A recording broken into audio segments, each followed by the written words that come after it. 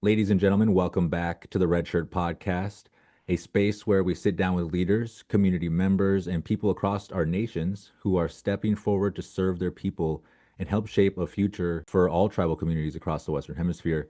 Tonight, we're here with Jacob McArthur from the White Earth Nation. Many of you watched the results come in from the recent primary election where Jacob received the highest vote total in the race for Secretary Treasurer and is now advancing to the general election in June. The Secretary Treasurer position plays as an important role within tribal government, helping oversee financial stewardship, transparency, and long term planning for the nation. Jacob, welcome to the Red Shirt Podcast and congratulations on the results coming out of the primary. To start us off, could you introduce yourself to our listeners and share a little bit about your community and what you're doing for your community? Well, thanks for having me on, Jonathan. Fan of the podcast, been watching the last several episodes, and it's really exciting for me to join you here today. So again, yeah, I'm Jacob McArthur from the White Earth Reservation. I live in the community of Nadawash.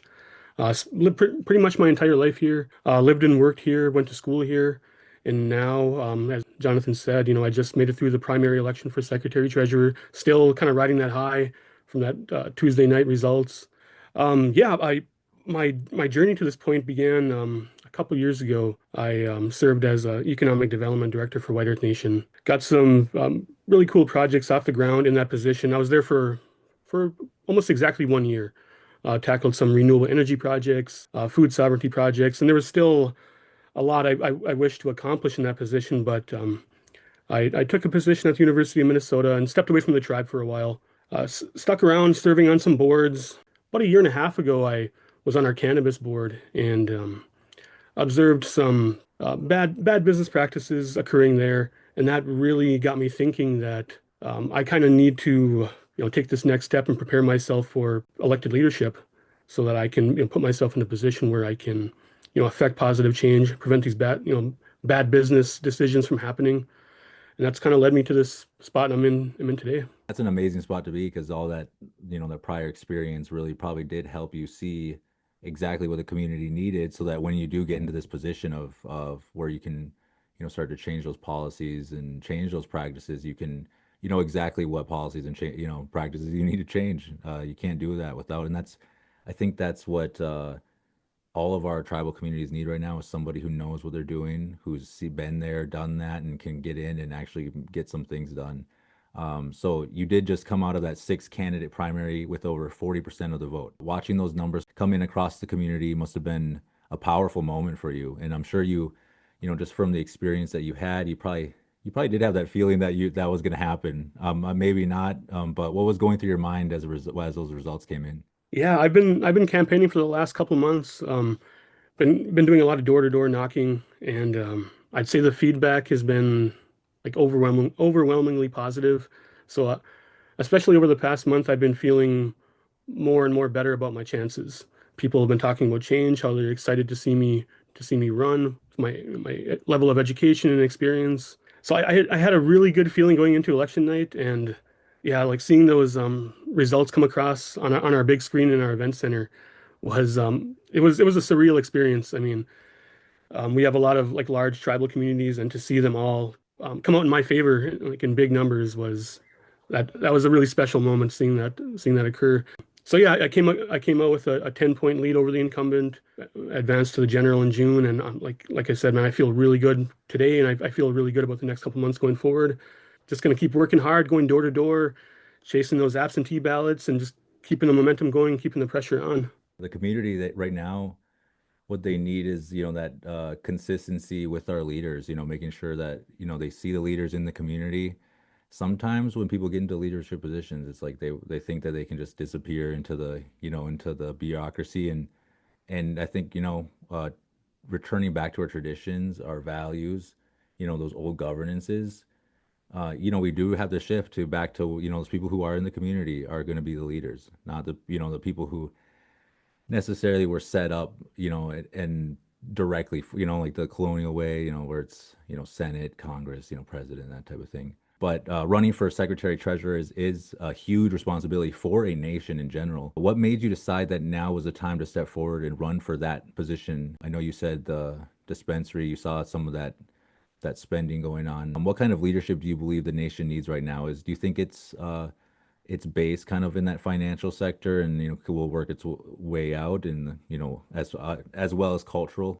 Yeah, like I had mentioned earlier, the whole cannabis business experience was really disillusioning, and I had placed a lot of trust in our elected leadership to do the right thing and operate this new exciting new venture in the best way that really should be impacting all of our people. But I saw that wasn't the case. So so again, I felt like I needed to step forward, and I felt like it was the right time in my career. I feel like I have the requisite leadership experience. So that's kind of why I went for it. But yeah, what I really want to bring to the position is secretary treasurer. It's the chief financial officer of the tribe. I mean, the buck stops with you. You set the budget. You can literally put the money where your mouth is. And I feel like with my business background, I'm an MBA. That's something I can bring to the position that we haven't had in there in some time. But yeah, I mean, transparency is like at the forefront of the minds of our constituents. People want to know where we're sitting financially. They want to know what the numbers, the financials are for our cannabis business. Everybody's being kind of left in the dark. And we've also had a lot of questionable land purchases, paying over market for land that nobody really knows what we're going to do with it. Are we going to build a new casino? Um, things like that. Our people are really left in the dark, and I am going to absolutely um, bring those financial numbers to light and find out what exactly has been going on these last several years as far as our revenues from our tribal enterprises and how much money we've invested into projects and land and things like that. I plan to apply my business background in making that happen for our people. Transparency really is the core of getting things back in order as far as the nation is concerned, as far as economic development as well, because you can't have something like you said, you can't be overpaying for something, or you can't be investing in something that's not going to bring any return to the tribe. And I think having your experience is going to be able to shine a light on those core statistics, so that from that point on, there's a foundation that's built on that trust with the community and with the finances. You've worked in economic development, as you said, and now support rural and tribal partnerships through your work in Northwest Minnesota. From your perspective, where do you see the biggest opportunities for economic growth and job creation for the White Earth Nation? I know cannabis is a big one right now. Is there any industry beyond that or economic opportunity? Yeah. One thing I'm really trying to work on is getting us into the manufacturing industry. My economic development approach is kind of a two-pronged approach. On one hand, I do feel it's the role of the tribal government to use our resources to create quality jobs en masse, and I really see manufacturing as that opportunity. I would love to court local manufacturers in the region. We've seen in recent years some of the major players move outside the region, take their entire business out of state, or expand to out of state, and those jobs leave, they never come back. I would really like to I guess like leverage our state tax exempt status to attract those industry partners instead of leaving the state. Let's look at White Earth, find a way to keep our operations local, partner with us, and we can provide the skilled workers and the tax advantages from like a mutually beneficial partnership. I see some opportunities there, as well as kind of going on it on our own, manufacturing for the purposes of pursuing government contracts. I mean, there's a lot of opportunities there, and we can look across Indian country and see other tribes doing that. I see no reason why we can't do that ourselves. I guess on the other approach is in addition to creating those jobs ourselves, putting the resources in the hands of our people, building up our economic development division and planning, putting small business resources in the hands of our people. Over the years, I've always heard community members say, like, I think the tribe should start this business or that business. I've always thought, like, no, like, you should start that business and you should start that other business. There's no reason why our our our cities on the reservation shouldn't be, their main streets shouldn't be lined up and down with tribally owned businesses. I mean, like, our people are so, there's a lot of ingenuity and industriousness in our people. I mean, I think with the right resources, I think we can really build up a small business ecosystem here on the reservation, keeping keeping our money local, get that money circulating throughout our local economy. I think there's some real opportunities there. And it's a good time to be talking about these things because from what I see with the federal government and the state government, they don't have the money to be, giving what they have been for, tribal nonprofits, for even, we see public radio being cut. That's all, before that wasn't in the talks because there was money flowing. Right now, we're 35, 40 trillion in debt. The United States is. It's not getting any better. A war coming, or a war is here. But in general, it's a good time to start creating these solutions for the tribal, for the community, because at some point, and we saw that with, EBT and, a lot of these grants, they're gone. And some of them are never going to come back too. Some of those specific ones that a lot of communities were relying on. So right now is a good opportunity before that really gets pushed down or gets settled in to have these solutions ready. And people like yourself are with that experience are going to be able to do it. So one of the part of your platform that stood out to me was your focus on supporting artists, artisans, food vendors, and small entrepreneurs. And it's what you described as a part of a hidden economy. Why do you believe investing in those community-based businesses is important for the nation? I've done well. Let me talk about my most recent my position. I worked for the University of Minnesota on the Crookston campus, which is up in the Northwest Minnesota region. So I've been doing a lot of work with and research on the hidden economies of tribal nations and communities. We see a lot of commerce, a lot of money exchanging hands between indigenous artisans, regalia makers, beadworkers, indigenous food vendors, small businesses like that. I really want to see the potential if they were given given resources and a platform to better connect with through the internet I suppose, e-commerce, things like that, reach a wider audience, bring money into our community. So again, I think there's already so much economic activity happening in this hidden economy. I think with the appropriate resources, we can really blow it out and let some of our people, turn it into, legit, brick and mortar businesses, partnerships with other artisans and food vendors, things like that.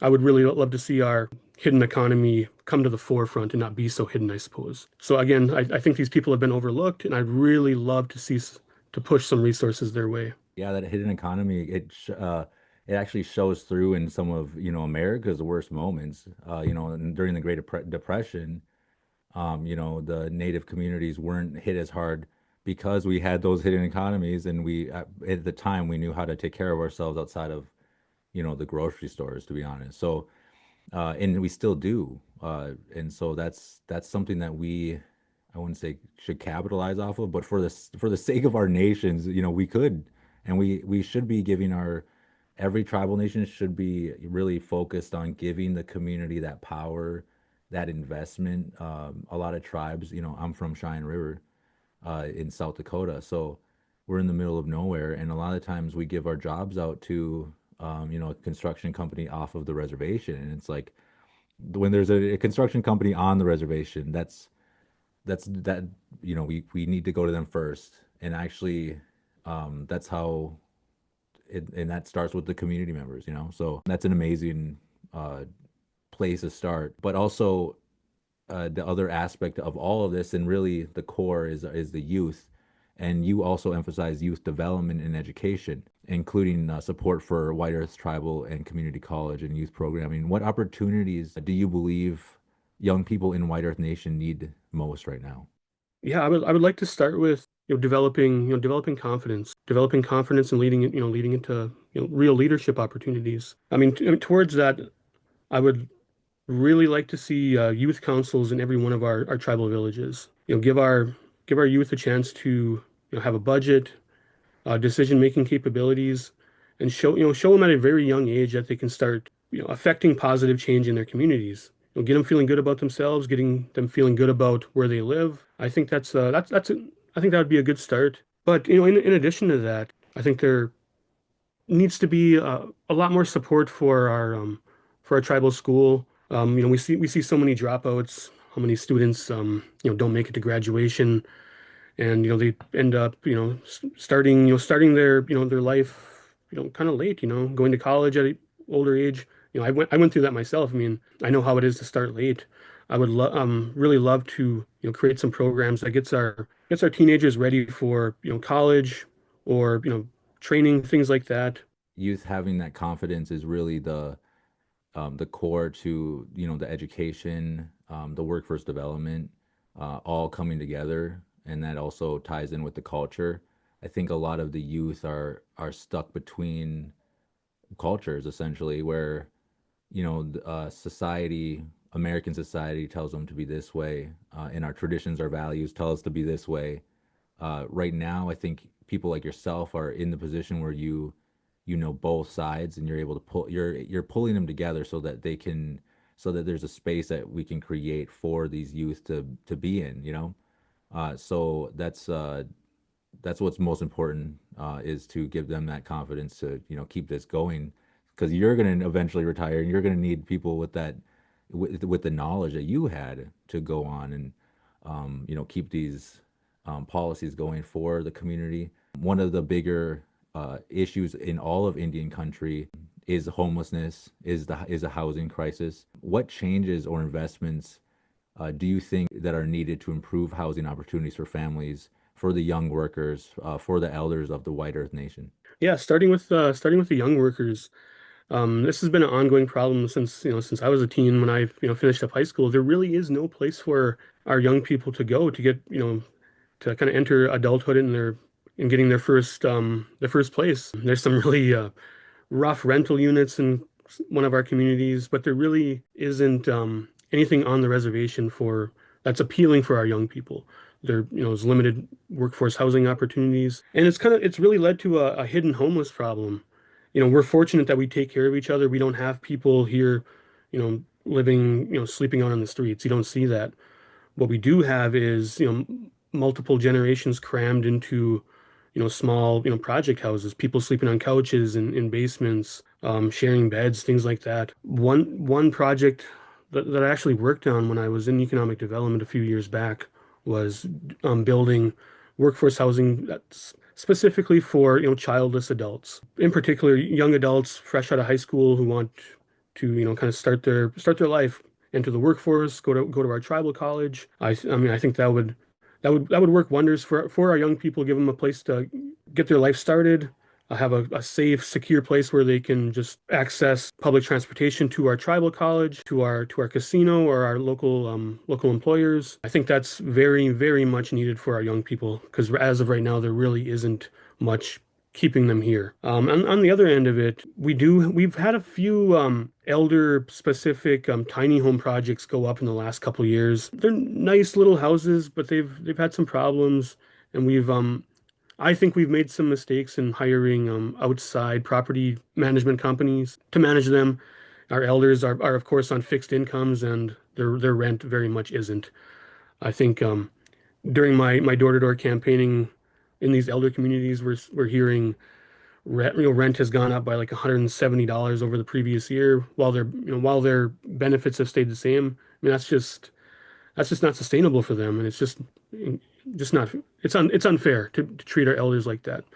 I think that's a workforce development opportunity to create that business plan for a property management business that's owned by a tribal member who understands our community, is from the community, understands the needs and the realities that our elders face. It's just absurd that this outside management company is charging our elders so much to live in these rental units.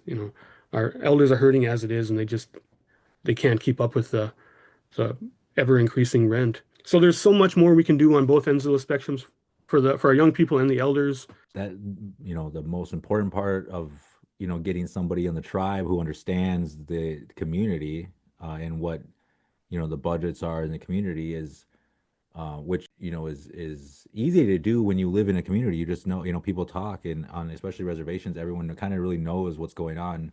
But these outside entities, they're going off of the American economy, which is pretty cutthroat. Yes. They don't care, and then that in itself, it really does put a strain on our communities. when we don't have the job growth, we don't have the economy to maintain that aggressive approach from these outside entities, and that puts a lot of strain on our mental health, and especially with the youth, the mental health issues. That's normal, for this society, but for elders, they should not be in at the end stage of their life when they should be having peaceful time. Shouldn't be worried about rent being that high. Shouldn't be worried about where they're going to live. And so one of the big things that you also spoke on about was strengthening mental and behavioral health services for the community. Why do you believe that this area deserves stronger attention for the tribal leadership? And what do you think? Really, all of these kind of tie in together, but what do you think is the main focus on getting that strengthened? Yeah, I mean, I look at like all of our, socioeconomic issues, and I think it can all kind of be boiled down to, a collective mental health crisis, addiction and, abuses of all sorts. I mean, I believe it all stems from, mental health, childhood trauma that we've incurred as adults. I mean, it's, our people, collectively carry a lot. From my own experiences, I'm looking at my peers growing up and understanding, what my peers were going through when we were kids, and I can see why some people, get on a bad path as they grow up. Adults, I mean, I've had cousins who I've really looked up to who are seemingly living good lives, and all of a sudden, they drop off, and they're next thing you know, they're struggling with addiction. They lose their job, their house, their family. Um, and in talking to, some of my friends and cousins who have gone through that, they've all spoken to about, for years they were carrying, traumas, and it all just kind of boiled over and, you know, kind of, wrecked their life. So, towards that end, I really feel strongly about building up our mental health programs.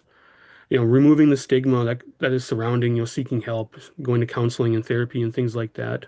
Making therapy, more accessible for our youth, to talk about their problems, work through them while they're young. But also, working with our adults and, couples counseling and families counseling, keeping our adults healthy so that they can, impart that onto their kids.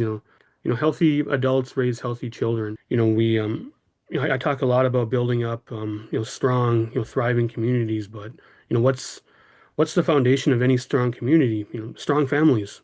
It doesn't make sense to build on a broken foundation, and that foundation is, strong families. So again, building up that mental health workforce, that behavioral health workforce to help our people who are struggling, getting them healthy, feeling good, keeping our families together, building, strong, resilient families. That should be priority number one. And towards that, I've talked about, our education system and our scholarship program. I think there's some opportunities to, expand our scholarship program. If, for example, if somebody wants to, get into the mental health field, we should have scholarships specifically for that, where we, pay the whole thing.